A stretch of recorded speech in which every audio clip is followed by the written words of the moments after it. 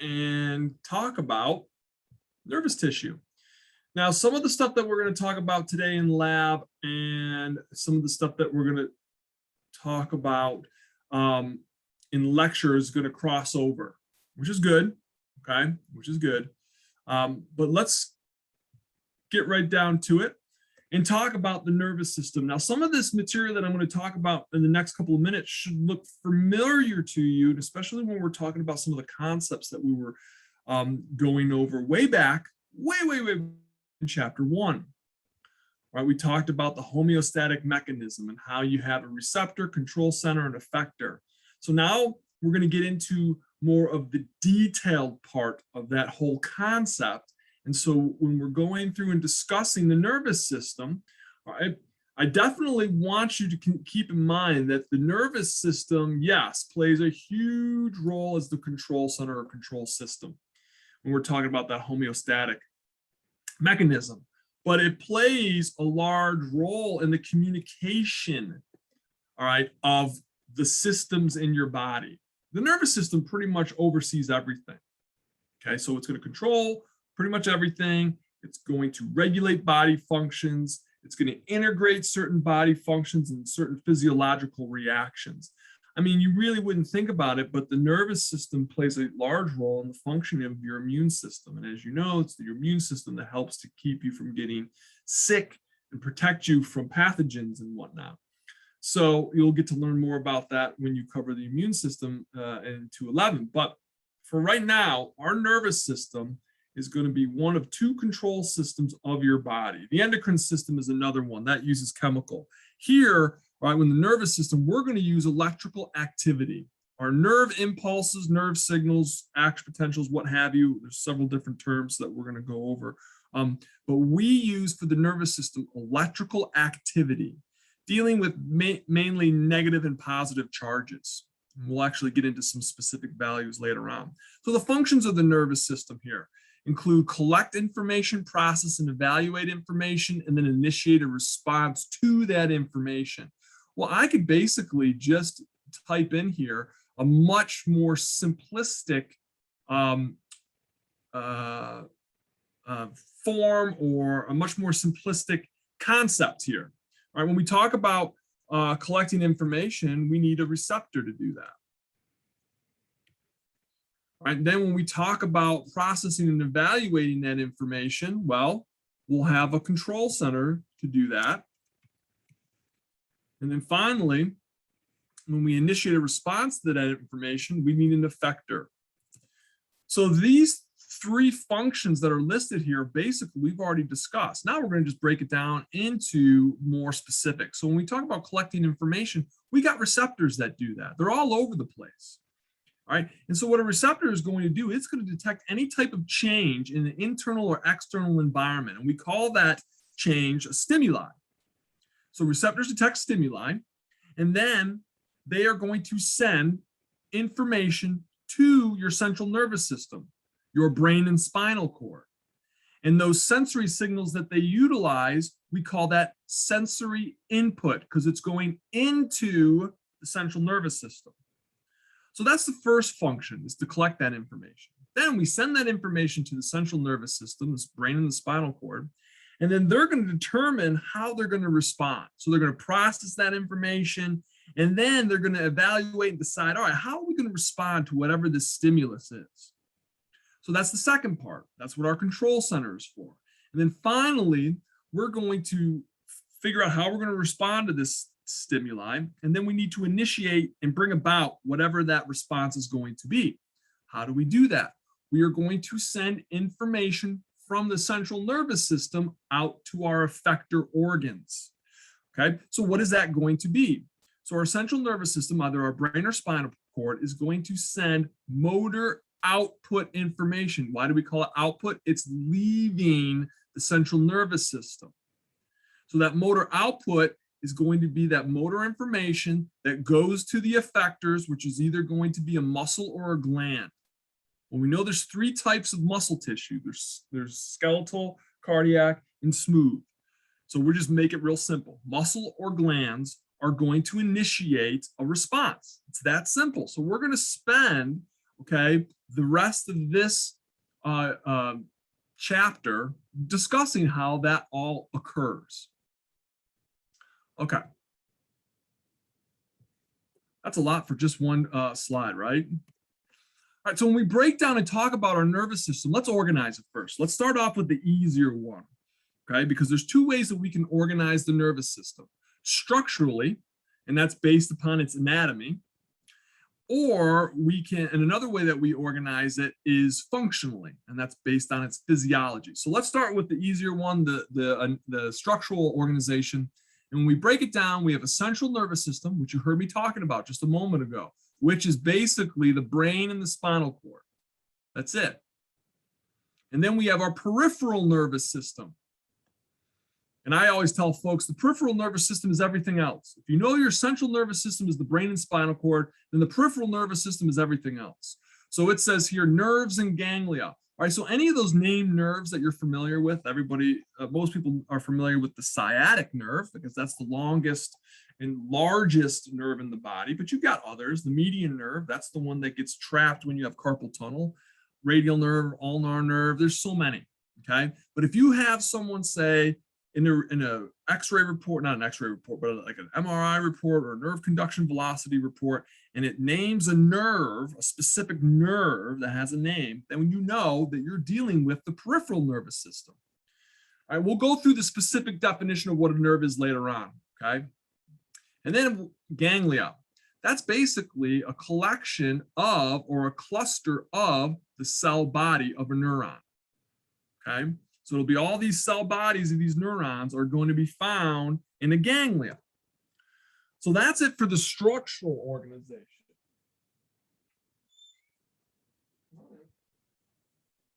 All right, the other part or other organization for our nervous system is going to be the functional, or that's going to be the physiology of the nervous system. So we have two parts to that. We've got the sensory, and then we have the motor. So think of sensory as bringing information into the central nervous system, and the motor is that information leaving the central nervous system. So when we talk about the sensory nervous system, you should also know the other names that we refer to it as the afferent with an A nervous system. And then with the motor nervous system, all right, we call that the efferent. And I that's easy to remember because I think of effect. All right, the motor nervous system is going to bring about some sort of effect because it's affecting the effector organs, the muscles and glands. So we call that the efferent nervous system. So basically, when we're talking about the sensory nervous system, it is going to receive information, that's sensory information, those changes in the internal and external environment of our bodies. All right, it's going to get that information from the receptors, and it's going to transmit that information to the central nervous system. Okay, so when we talk about the sensory nervous system, there's two parts to the sensory nervous system, the somatic sensory system and the visceral sensory system. The somatic is that part of the nervous system in which we can consciously perceive whatever that stimuli is. So sight, taste, smell, touch, pain, all right, all of those and many more are going to fall in the somatic sensory nervous system because we can consciously perceive, right, what that stimuli is. Now with the visceral sensory system, now the stimuli is something that we do not consciously perceive all the time. Okay, I'm unable to tell when my heart rate goes from 48 beats a minute to 54 beats a minute. You can't tell that. I can't tell when my blood vessels, all right, vasodilate 10% more. Okay, so these are things that you won't be able to tell. Stretch on the organ walls, like in the stomach after you've had a big meal. Now, if you've overeaten, you can definitely tell. All right, that's a little bit of a different story. But if you have a small meal like lean cuisine, all right, you physically really won't be able to tell when there's some stretch going on the wall of your stomach. All right, so that'll be the visceral. And I remember visceral because of the viscera, the organs, like the liver, pancreas, spleen, all the other ones, even your bones, even your muscles, right? Those fall under viscera. And so we can't really consciously perceive those stimuli. Right? So that falls under the visceral sensory system. Now, onto the other functional organization, the motor nervous system, the efferent nervous system. Now we're going to see that term there again, motor output. So the the central nervous system has decided how it wants to respond to a stimuli. And so it's got to send information out to the effectors. So that information is going to be the motor output. And so it's going to transmit from the central nervous system to the effectors. So this nervous system goes from the central nervous system, whereas the sensory nervous system, all right, we brought information to the central nervous system. So again, we have two types, all right, or two divisions when we talk about the motor nervous system. We have the somatic motor system and the autonomic or visceral motor system. So somatic, and I've told students this in the past, when you see somatic sensory system or somatic nervous system, all right, this is the stuff that you can consciously perceive and voluntarily control. So if it's the sensory system, if it's somatic, we consciously perceive that. If it's the somatic motor system, that has to do with voluntary control. And the only tissue that you can voluntarily control out of all of those tissues in our effectors, right, is going to be skeletal muscle tissue. We can't voluntarily control cardiac muscle tissue. We can't voluntarily control smooth muscle tissue. And our glands, no, you can't voluntarily control those. So that somatic motor system is an easy one. You can voluntarily control it. And so the only tissue is skeletal muscle. That's it. The only effector organ for somatic motor system is skeletal muscles. All the other ones fall under the next one, the autonomic motor system, the visceral motor. All right, that's going to be the involuntary, all right, commands that go to either cardiac tissue, smooth muscle tissue, or glands. Now we're going to break it down later on, all right, in chapter, I want to say 14 or 15. I can't remember off the top of my head right now. But we're going to talk about the sympathetic and the parasympathetic divisions. Right now, that's all you need to know, is that the autonomic motor system is broken down into the sympathetic and the parasympathetic divisions. And we'll talk more about that later. All right, here's that awesome picture again. So it breaks it down real easily. We're talking about the functional organization, the sensory nervous system. It's going to bring information, sensory information or input to the central nervous system. The motor nervous system is going to take motor output from the central nervous system out to the effectors. So whenever you see somatic and we're talking about sensory, think of consciously perceived information. Okay, your senses, your five senses, right? And then in addition to that, pain and whatnot. Right? Visceral is not consciously perceived. Okay, somatic motor is going to be consciously or voluntarily controlled. And there's only one tissue type, and that's skeletal muscle. Then everything else falls into the autonomic. So this is something that is not consciously or is involuntarily controlled. And so the effectors are going to be cardiac muscle, smooth muscle, and glands. Okay, so what are the two primary functional divisions of the nervous system? Here we go, sensory nervous system and the motor nervous system. That's functional, okay? So if it was structural, then we would be dealing with the central nervous system and the peripheral nervous system. Okay, but since we're talking about the functional divisions, we're going to be dealing with the physiology. And how do they differ? Well, sensory nervous system is going to detect stimuli both external and internally. It's going to transmit that information to the central nervous system, whereas the motor nervous system is going to transmit that information from the central nervous system out to the effectors. All right, so let's talk about this different terminology that you should kind of have an understanding as we move into this chapter here. All right, nerves and ganglia. Okay, we're going to talk about this in lab, so I'm just going to briefly go over it because I'll have to spend a little bit more time in lab. But a nerve, mind you, is going to be a bundle of parallel axons in the peripheral nervous system. And you should make a big star next to that. Okay, That's in the peripheral nervous system. So that's outside of the brain and the spinal cord. Okay, so a nerve is a bundle of parallel axons. All right, we'll see with nerves, they have coverings. All right, so there's 3 layers. The rule of 3 applies a lot in anatomy and physiology. Here is another example of the rule of 3. There's 3 things.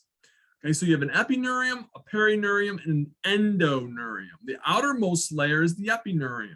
Okay, this is going to wrap around the entire nerve. It's connective tissue. And of course, we're going to make it from dense irregular connective tissue. So it's tough. It's going to give protection, help to support the nerve. Right, and you know, dense irregular connective tissue, right, is going to be a good type of connective tissue in general to offer, all right, that protection. There's a middle layer, or I shouldn't say a middle layer, but the layer that we find deeper to the epineurium is the perineurium.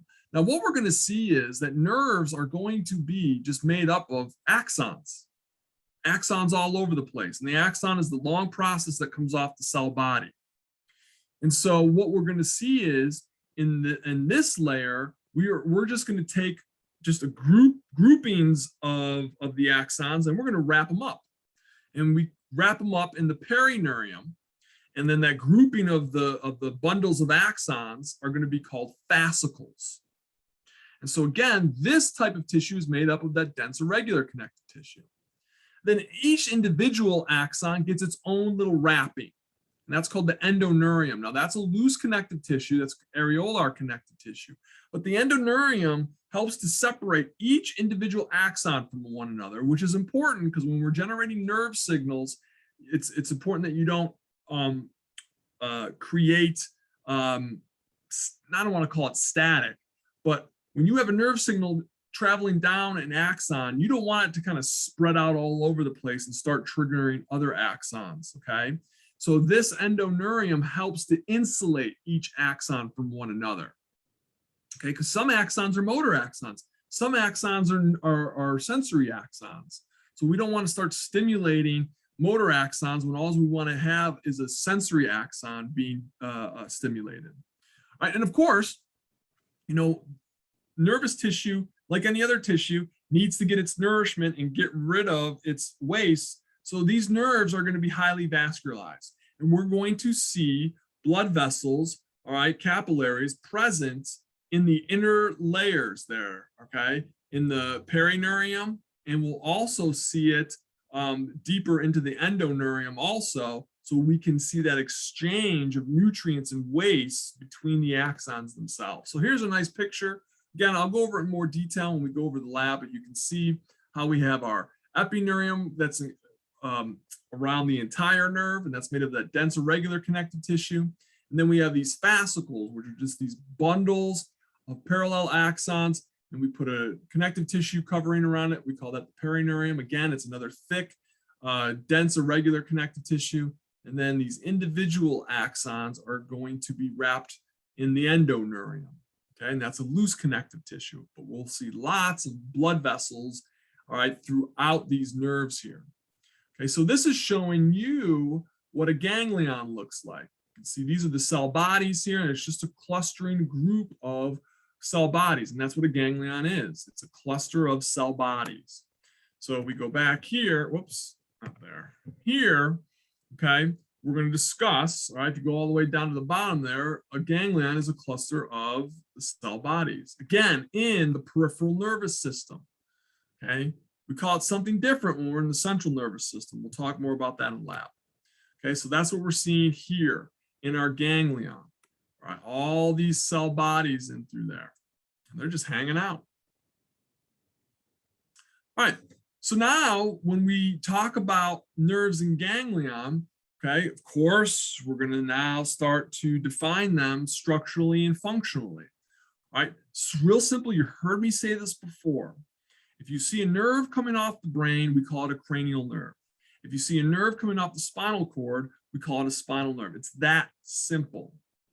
All right, here's the thing. What did I say made up the central nervous system? The brain and the spinal cord. But any nerve that comes off of either one of those is not going to be part of the central nervous system. Those become a part of the peripheral nervous system. Peripheral nervous system. So cranial nerves and spinal nerves are part of the peripheral nervous system, even though they come off the brain and the spinal cord. Okay, they are not part of the central nervous system. Okay, so functionally, when we start to classify these nerves, okay, we're going to go back to what they do. Okay, so sensory nerves are going to bring sensory input to, all right, the central nervous system, and they're made up of sensory neurons. Sensory nerves contain sensory neurons, and they bring that sensory input to the central nervous system. Motor nerves contain only motor neurons. And so they're going to bring motor output from the from the central nervous system out to, all right, the effectors. And then the last type of nerve we have is a mixed nerve. So it contains both sensory and motor neurons. All right, so mixed nerves are going to be those nerves that I was talking about earlier. When you have a name for a nerve, median nerve, sciatic nerve, ulnar nerve, all those are going to be mixed nerves. So they're going to have both sensory and motor neurons. Now, here's the important thing, this last concept down here. Okay, individual axons in these nerves transmit only one type of information. What does that mean? That means if you're a sensory neuron, you can only transmit sensory input, which means you're bringing information from the receptor to the central nervous system. If you are a motor neuron, that means you can only transmit motor output. And that means you can only transmit information from the central nervous system out to the effectors. A motor neuron cannot carry sensory information. Okay, that's what we're talking about with only one type of information. Put that in your brain. Don't forget it. Okay, so let's talk about some of these awesome characteristics of neurons. Excitability, conductivity, secretion, extreme longevity, I like that one, and amitotic, not a huge fan of that one. Okay, so remember what I said about the nervous tissue. It's based on electrical activity.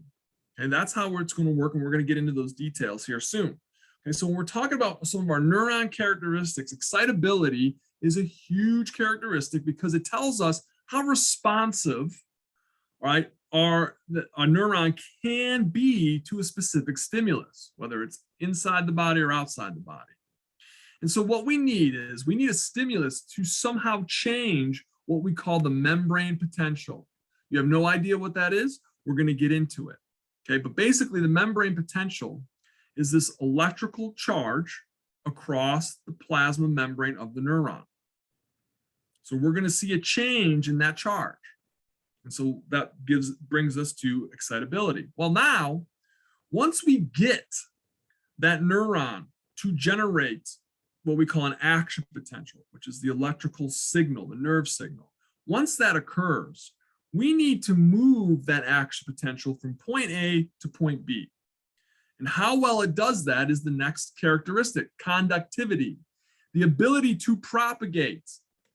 All right, the ability to propagate the electrical signal once it's generated. Okay, now we got to get it from point A to point B. And so that's what we're going to see. And we're going to talk about these structures called voltage-gated channels. And we're going to find them all throughout the membrane there of the neuron. And it's going to be these channels will start to open up. And we say they open up sequentially. Imagine if you've ever seen dominoes fall down, like when you stack the dominoes up next to each other and then you push one down and they all just kind of fall down, you know, like as one falls, it bangs in the next, and that falls and it bangs in the next, and that falls. Okay, so that's what you should think of conductivity. When these voltage gated channels open up, they're going to open up sequentially like that. Secretion, okay.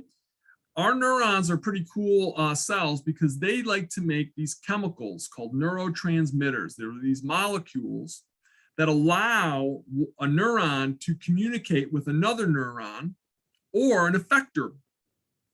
So they'll make this neurotransmitter and then they'll release that neurotransmitter, in response to that electrical signal. And so it allows the neuron to then influence whatever the other cell is that's nearby, whether it's a neuron or it's an effector cell, an effector organ, like a muscle tissue or a gland. And so we'll talk about that. Neurons live forever. Well, not forever, okay? But they will live throughout your lifetime. That's how long these cells can live for. They're pretty amazing cells, okay? So pretty much you are born, okay, with most, if not all, of the neurons, okay? And they'll stay with you for your entire life. Now, unfortunately, when you're done developing, all right, when you're done with that fetal stage of development, all right, these neurons can no longer divide. This is not 100%, but for the rule is, okay, because remember what I said, there's always exceptions to the rule. And some neurons in certain areas of your brain, for example, in the amygdala, they can undergo mitosis. But for the general rule, neurons are amitotic. They do not divide. All right, so let's go over the parts of our neurons. We briefly talked a little bit about it when we were going over nervous tissue, but let's get into some more detail. So let's start off with the cell body. Okay, the cell. Now, don't worry if I kind of move through this quickly, because we're going to review it in lab today. Okay, so you have your cell body. Okay, that's that big fat part of the nerve of the neuron there. And so in your cell body, you'll have your nucleus, and you'll have most of the organelles there. Okay, you'll have some endoplasmic reticulum. You'll have ribosomes in there.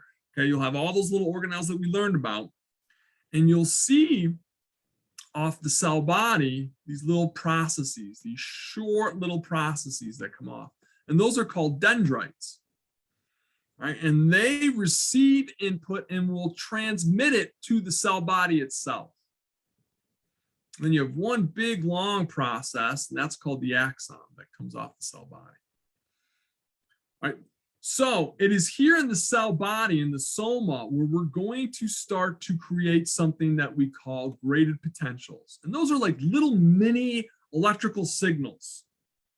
And ideally, what we're trying to do is we're trying to generate what we call an action potential in this area of the neuron. That's called the axon hillock. We'll get into that in a moment. Okay. So what we want to do is we want to build up these small little signals, these electrical signals, into one big nerve signal called an action potential. And then what will happen is that action potential will just race down the axon. Okay, but in the cell body, this is where we're going to start to build up those graded potentials. And those graded potentials can come from other neurons. And so they'll try to generate that action potential. We'll get into that. Also in the cell body, when you see the cytoplasm, we have a special name for that cytoplasm. It's called the perikaryon.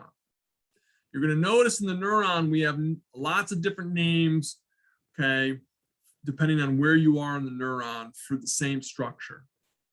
So in the cytoplasm in the cell body, we call it perikaryon, but in the axon, we call it axoplasm. So you'll notice in the cell body, these dark dots there, we call those chromatophilic substance or Nissl bodies. And those are just going to be those ribosomes. You remember what the ribosomes do. They're the ones that generate or make proteins.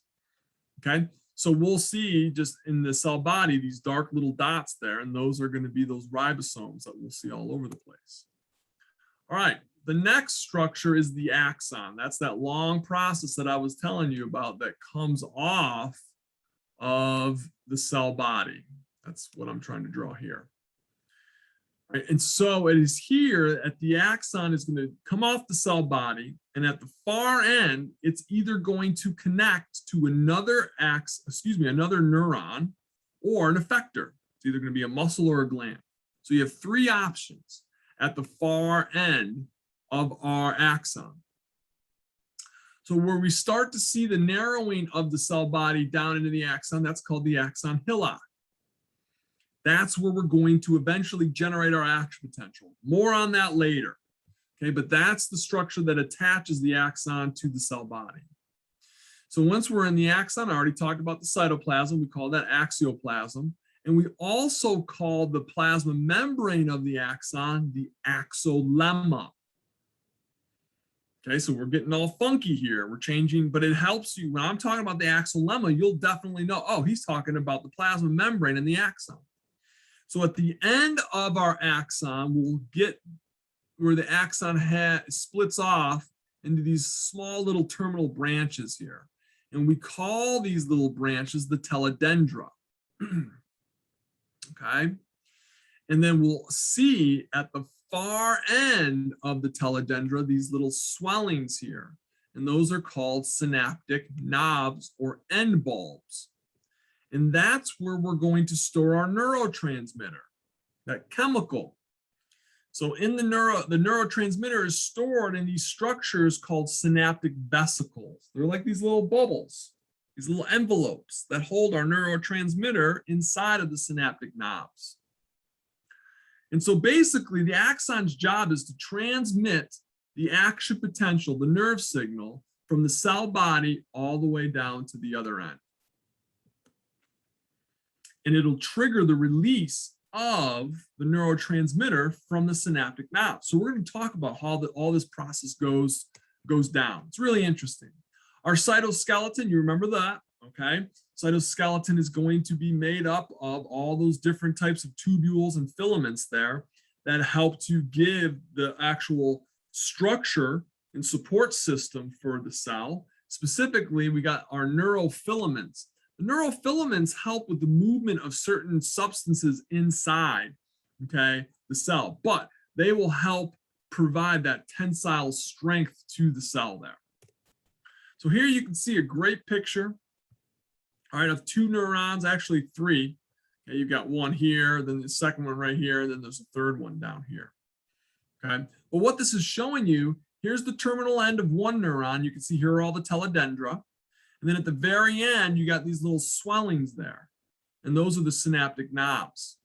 And so inside the synaptic knobs, you got these little bubbles. Those are the synaptic vesicles, and they contain our neurotransmitter, our chemical. Because eventually we want to release that neurotransmitter onto this other cell over here. And we'll get into that. Okay, so now we can see here's our full neuron. We've got our cell body. Then you've got these small processes, and those are the dendrites. And so their job is going to be for sensory input information. I shouldn't say sensory input information, but for input information. Okay, you can see it's coming from this neuron, and they can go to these dendrites here, or it can directly connect to the cell body. Then you have our cell body with all the different structures inside. There's our nucleus with the nucleolus here with all the different organelles inside. Then you got this one big long process here, and that's the axon. You can see this triangular region here where the cell body kind of slims down into the axon. That's the axon hillock. And then you'll notice our axon goes all the way down here to the bottom of our page. You can see you've got a little bit of a branch here that's called an axon collateral. So once our nerve signal comes down here, the nerve signal will go down to the bottom of the page, and it'll also go off down through the axon collateral to wherever that's heading to. All right, and then at the very end, again, you can see here's our teledendra, and then our synaptic knobs at the very end. And so this neuron can then either connect to another neuron, as shown here in the picture, or a muscle or a gland. All right, so we're going to talk about this next concept here in a moment called a synapse. And basically a synapse is when one neuron, okay, connects to another neuron or an effector. So we're going to talk about what a synapse is. Okay. So keep in mind, the definition of a synapse is a place where a neuron connects to another neuron or an effector, which is a muscle or a gland, which is going to be skeletal muscle, cardiac muscle, smooth muscle. So there's two types. We have a chemical and electrical. Now we're going to spend a lot of time talking about chemical. In fact, the only time we're going to talk about electrical is right now. And then we'll spend a lot of time talking about the chemical. So we're going to see that, yes, the chemical synapses are much more common, But the electrical synapses, I love them because they have no synaptic delay. And I'll explain to you what that is in a moment. So we're going to see electrical synapses, all right, in the brain and the eyes. That's pretty much it. Okay. So in these electrical synapses, we're going to see where the presynaptic and the postsynaptic neuron, all right, are going to be physically bound to one another, all right, by these structures called gap junctions. So some of you are probably thinking, well, what the heck is a presynaptic neuron and what is a postsynaptic neuron? No problem. All right, here is our presynaptic neuron. Okay, because that's the neuron that's before the synapse. Here's our synapse right here, this red box. That's what you're looking at here. Our postsynaptic neuron is this big old neuron here. That's the neuron after the synapse. Okay, so presynaptic, postsynaptic. Okay, now that you know that, all right, these gap junctions are going to be basically these holes that are going to be found in between these two neurons. And so it allows the movement of ions, which help to generate that electrical charge.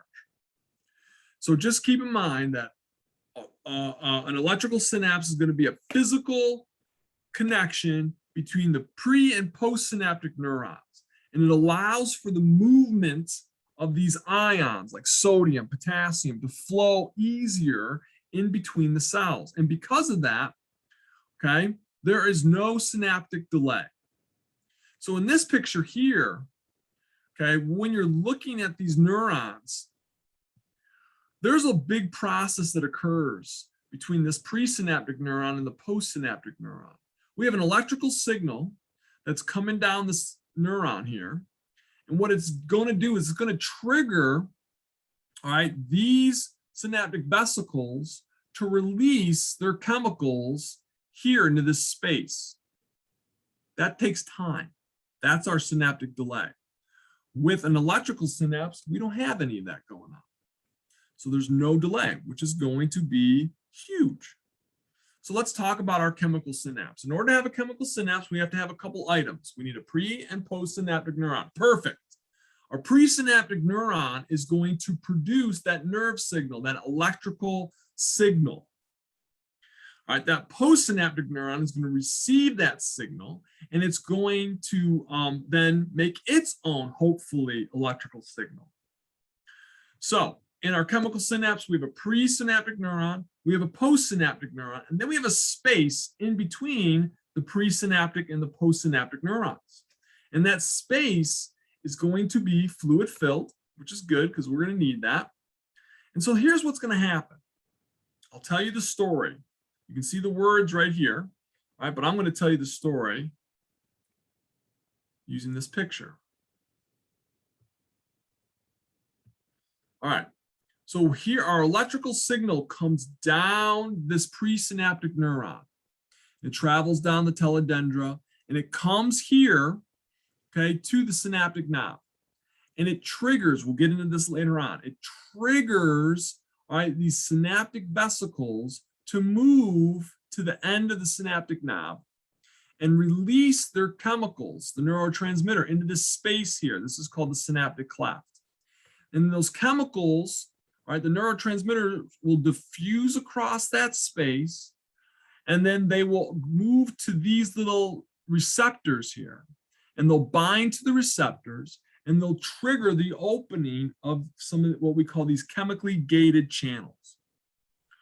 And then what will happen is, if the right sequence of events occurs, then this postsynaptic neuron will then generate its own action potential or electrical nerve signal, and then it will transmit that electrical nerve signal down its own axon. But the whole process of converting the electrical signal into a chemical signal and then back into an electrical signal, right, takes a little bit of time. And we call that the synaptic delay. So the synaptic delay is pretty much all of this occurring. The neurotransmitter has to be released from the vesicles, all right, of the synaptic knob, diffuse across the synaptic cleft, and then bind onto the postsynaptic receptors there.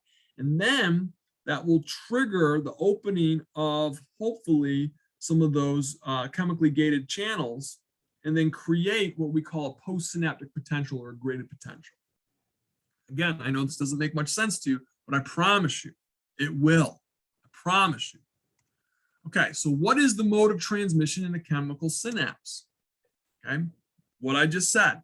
Okay, those chemicals, those neurotransmitters are stored in those little bubbles there, synaptic vesicles. What will happen is they will move towards the synaptic cleft. They'll fuse with the plasma membrane and release the neurotransmitter into the cleft. It will diffuse across the cleft, to the receptors on the postsynaptic neurons membrane there, and then it'll trigger something to occur there. We'll get into all that detail later on. All right, now we get into some fun stuff. All right, so you're probably sitting there when we were covering chapter 4 and we went over all the different functions of proteins, and we were learning how proteins act in protection and how they act as enzymes, right? And then I said there's a certain class of proteins called transport proteins. And so these transport proteins help with certain processes like diffusion, all right, and facilitated diffusion and active transport. Some of these terms should be familiar to you. Okay, well, we are now going to talk about the transport proteins that we call pumps and channels. Okay, so when we're talking about pumps, they are membrane transport proteins that are going to move things into a cell and out of a cell. So by doing that, they are going to be moving substances against their concentration gradient. And if you remember in chapter 4, I said that's like pushing a boulder up a hill when you have to move something against its concentration gradient. So if we have to move something against the concentration gradient, that's going to require energy. That is an active transport process. So these pumps, their job, and you need to memorize this, is to maintain the concentration gradient. Because remember, nature loves balance. It loves equilibrium. Okay? So while nature wants everything to be at equilibrium, these pumps, they're not cool with that. They're like, no, we're not doing that. Right? We want to have more of a certain substance out of the cell than there is inside the cell. So that's what we're going to do. These pumps are going to move things from inside the cell to outside the cell and vice versa. And we're going to talk about that. So when we're talking about neurons, they have two types of pumps, our sodium potassium ion pump and our calcium pumps. So, and I'll get into more details about what those pumps do. All right, so channels, this is the other type of transport protein.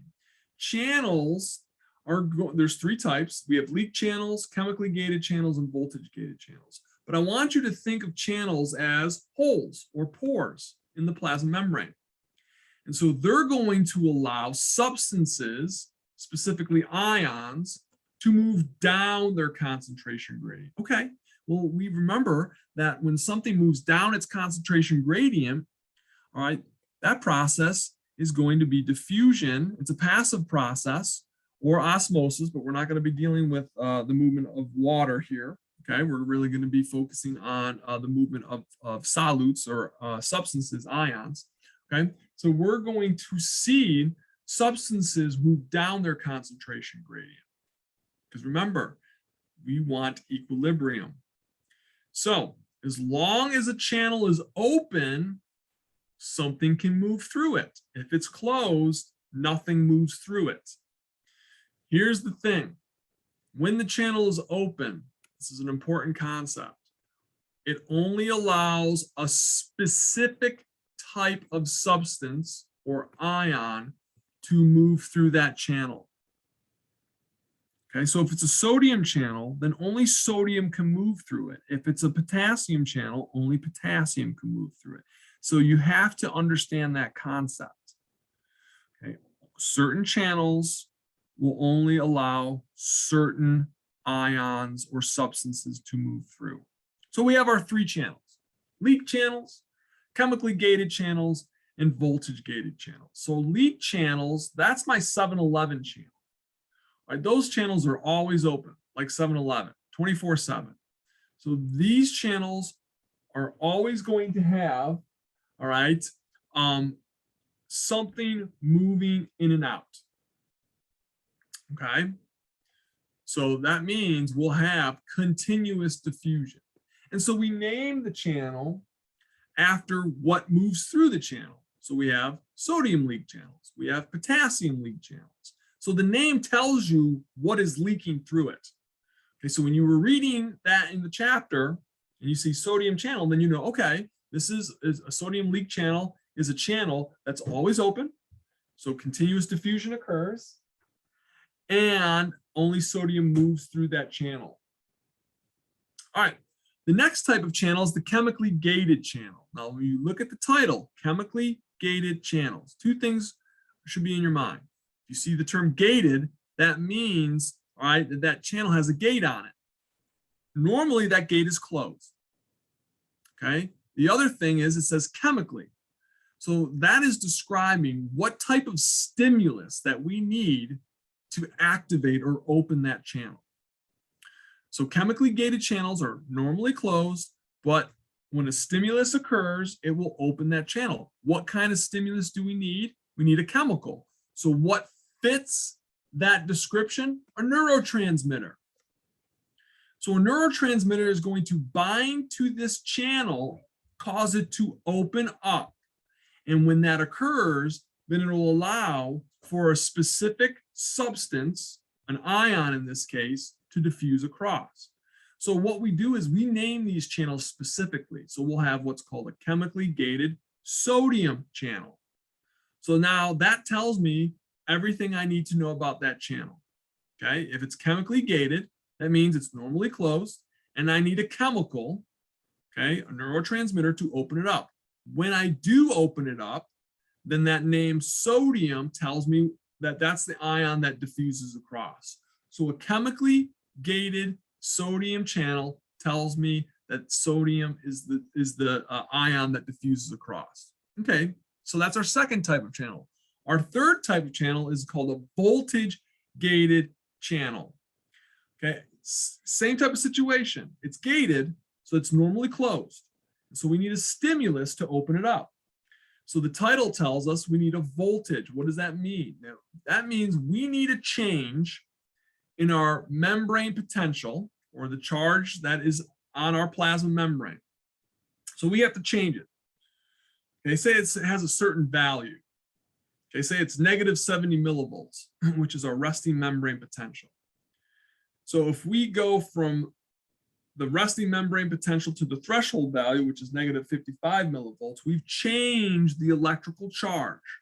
We've changed the voltage. The voltage is our stimulus. So if it's a voltage gated sodium channel, that means when we open that channel, only sodium can move across.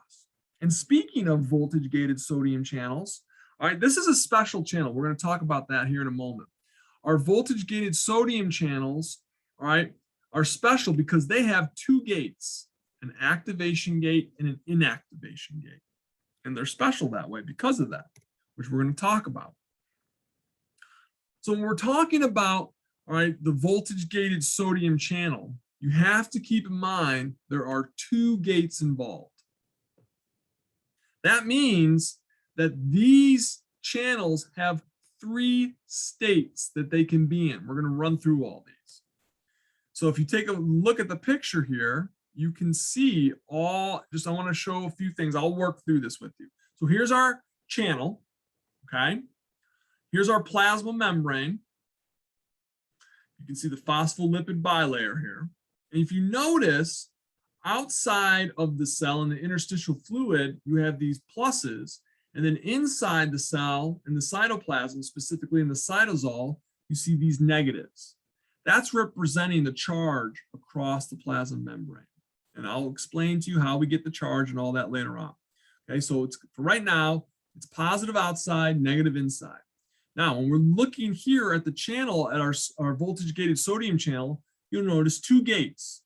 We have our activation gate, which is this like swing arm. You can see it's closed now, but in this next picture, it's open.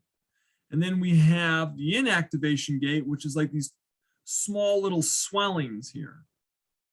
Okay, and you can see it's open here, but then when it's closed, they just kind of pinch off. So as long as the gate is closed, nothing moves through the gate. When the gates are open, then we can see things moving through the gate. All right, so let's talk about the first state, which is called the resting state. When nothing is going on, all right, the activation gate is closed.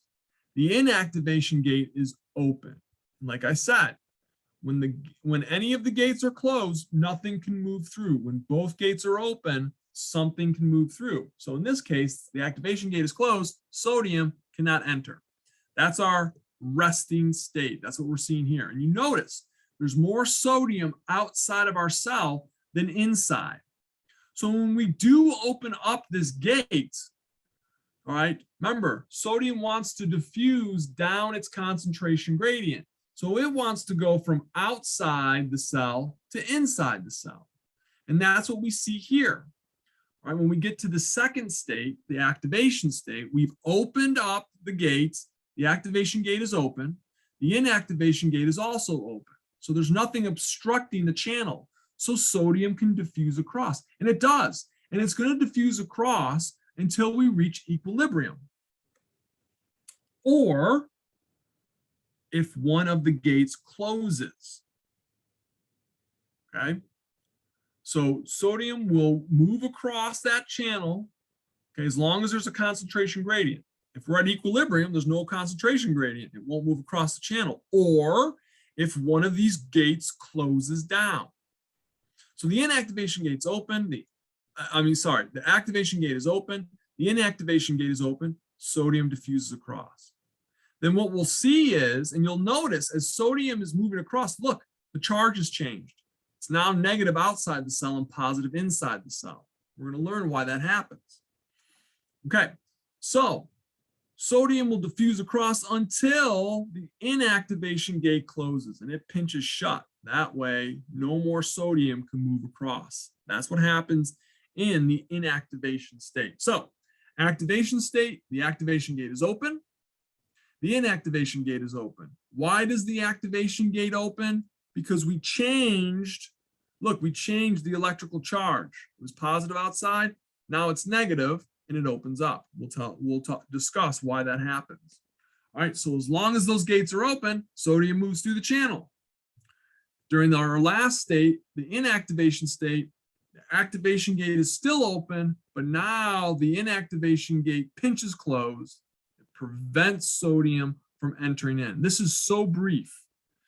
All right, this state is the brief state, and it happens quickly, okay, until, all right, the activation gate swings closed. And then we're back to the resting state. You need to know that, okay? You want to be familiar because there's a concept when we talk about this concept that occurs after the refractory time, all right? There's a period of refractory where nothing can happen in a neuron, and it has to do with these characteristics of our voltage-gated sodium channels. So something that we really don't talk about too much are the modality-gated channels, okay? Similar to what I was mentioning before, all right, when we have these gated channels, they're normally going to be closed. And for them to open, we need some sort of stimulus to occur. So if it's a chemically gated channel, then we know that we need a chemical stimulus. If it's a voltage gated channel, then we know we need an electrical stimulus, a charge, a change in the membrane potential. Well, when we're talking about modality gated channels, right, we're going to need, right, a sensory stimulus other than what I just talked about, okay, like a pressure. We see this quite often, all right, when we have, all right, modality gated channels. We have these pressure channels that if you apply pressure to the receptor, okay, that will actually then, excuse me, trigger the opening of these gates. And it varies. When we get into the eyes in chapter 16, all right, we are going to have our light modality gated channels. And that we'll talk about how dark and light will affect, all right, these gated channels here. Okay, it's not just chemical or voltage. There's other types, and we call those modality gated channels. All right. So I brought up all these channels and pumps, right? And we're going to talk about their importance here in a moment and how they affect the functionality of a neuron. But I wanted to tell you where you can find these pumps and these channels. All right. So throughout the whole neuron, okay, the entire plasma membrane of the neuron, these three proteins will be found throughout the entirety of the plasma membrane of a neuron. So you're going to find the sodium potassium ion pumps, and their job is to maintain that resting membrane potential, which we're going to talk about here in a moment, because they're going to maintain that that concentration gradient. They don't want, think of the pumps, they don't want equilibrium. They're doing their best to prevent equilibrium from occurring. They don't want the equal amounts of sodium in and outside of the cell. They don't want equal amounts of potassium in and out of the cell. They are purposely trying to ruin equilibrium. Okay, and so they're going to maintain that concentration gradient. And by doing so, they're going to maintain what's called the resting membrane potential. We'll talk about that, what that is in a moment. All right, also in the entirety of the plasma membrane of a neuron, you're going to have sodium leak channels and potassium leak channels. All right, understand that there are far more potassium leak channels than sodium. So potassium is diffusing out of the cell much more, all right, then we're going to see sodium diffusing into the cell. Oh my gosh, I almost forgot to tell you this. I always do this. All right. I'm going to draw a picture here. Let me see. No, I'll draw it here. And you tell me, folks, type it into your chat screen. Well, that's not going to work.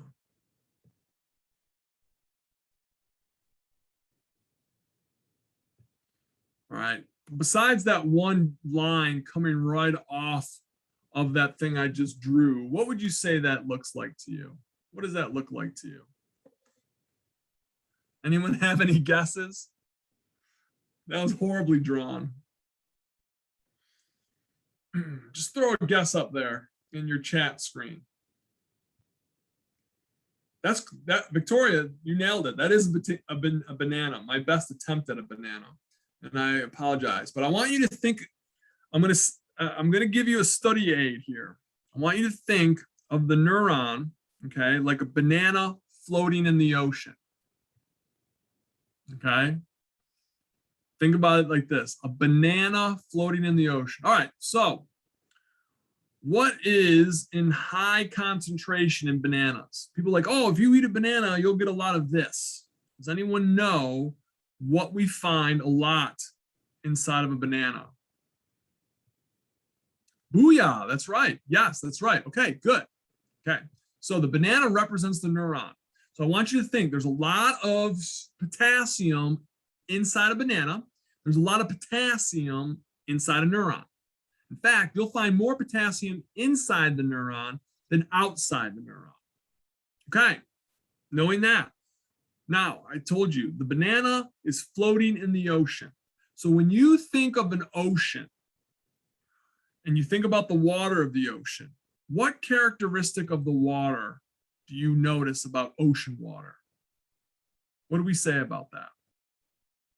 What do you think of ocean water?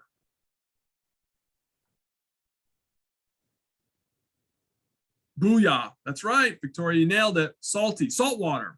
And so the molecular formula for salt is NaCl.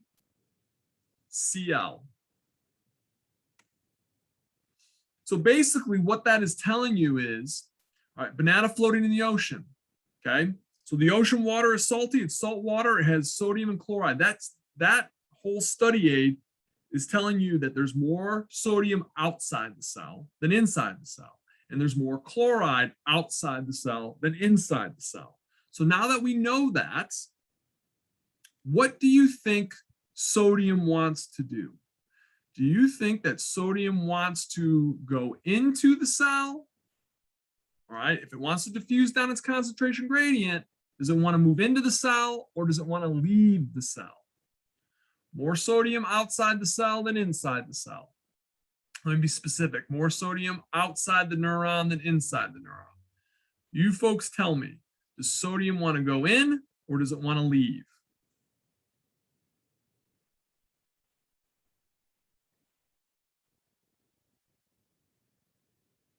Close. Victoria, it's close. It wants to go into the cell. Remember, there's more sodium outside the cell. And so it has these leak channels there. So sodium wants to go into the cell because there's less sodium inside the cell than outside. So what about potassium? There's lots of potassium inside the cell and there's very little of it outside the cell. So what does potassium want to do? Does potassium want to enter the cell or leave the cell?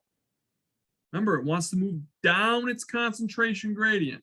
It wants to go to where, from an area of high concentration to low concentration. Booyah, that's right. Yep. So potassium wants to leave the cell. Okay, good. So that's what's going on with these leak channels. Sodium is constantly pouring into the cell, potassium is constantly leaving the cell, and the whole time, the sodium potassium ion pump is pumping sodium out of the cell, while at the same time it's pumping potassium into the cell. Crazy, huh? So you have these leak channels letting sodium and potassium do whatever it wants, and the sodium potassium ion pump is busy working on trying to move, all right, sodium out of the cell and put potassium into the cell. But there's a reason for that. There's a method to that madness, and we'll get into that. All right, so let's talk about, okay, a couple of the functional segments of the actual neuron, because I need to discuss these segments with you before I can tell you where you're going to find all these pumps and channels. So when we talk about parts of our neuron, we discussed what the dendrites are in the cell body. Well, the dendrites in the cell body, they make up the receptive segment, which makes sense because it's going to receive input, all right, or it's going to receive signals. So on the receptive segment, that's the dendrites, I should say, in the cell body, we're going to find chemically gated channels. And I'll show you some pictures of those in a moment. The initial segment, that's where the cell body starts to kind of taper down into the axon. That's called the axon hillock. We're going to see voltage-gated sodium channels and voltage-gated potassium channels. The conductive segment is going to be the axon and any of its branches, any collaterals, all right, and the telodendra, okay? We're going to see voltage-gated sodium channels and voltage-gated potassium channels. Then finally, the transmissive segment, the segment that is going to transmit, all right, our signal onto another neuron or effector. That's basically just the synaptic knobs. That's going to have voltage-gated calcium channels and calcium pumps. So that's different.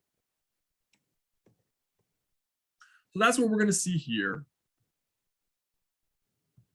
Okay, here you can see, all right, first of all, on the left of our screen, the entire neuron is going to have sodium leak channels, potassium leak channels, and sodium potassium ion pumps.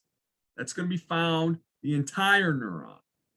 In addition to those three things, when we're up in the receptive segment, that's only going to be the soma and the dendrites, we are going to see chemically gated cation channels.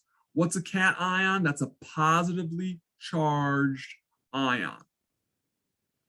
All right, then we'll see chemically gated potassium channels and chemically gated chloride channels. So that's what we'll see in the receptive segment, in addition to these three. In the initial segment here in the axon hillock, we'll see these three, and we'll also see voltage-gated sodium channels and voltage-gated potassium channels. Then we get down to the conductive segment, that's the axon. In addition to these three, we will see voltage-gated sodium and voltage-gated potassium channels. And then finally, in the last part of our neuron, the transmissive segment, okay, that is going to be our synaptic bulb down here. We're going to have these three, well, they're not on this page, but we'll have the voltage gated, we'll have the sodium leak channel, potassium leak channel, and then our sodium potassium ion pumps. In addition to those three, we'll also have our voltage gated calcium channel and our calcium pump. All right, so what is the difference between a chemically gated channel and a voltage gated channel in terms of how they function? Chemically gated channel needs, in order for it to open up, okay, it needs a neurotransmitter, it needs a chemical. So the chemically gated channels open in response to the binding of a neurotransmitter. When we're talking about voltage gated channels, they'll open up in response to changes in the electrical charge, how we make something more or less positive or negative. Okay, folks, this is one slide that you should make sure that you know inside and out. This is banana floating in the ocean. So when we're talking about, okay, we talked about where we're going to have all these pumps and these channels throughout the neuron. Now we're going to discuss, okay, the distribution of the substances, both inside the neuron and outside the neuron. And we're going to talk about how or what a membrane potential is.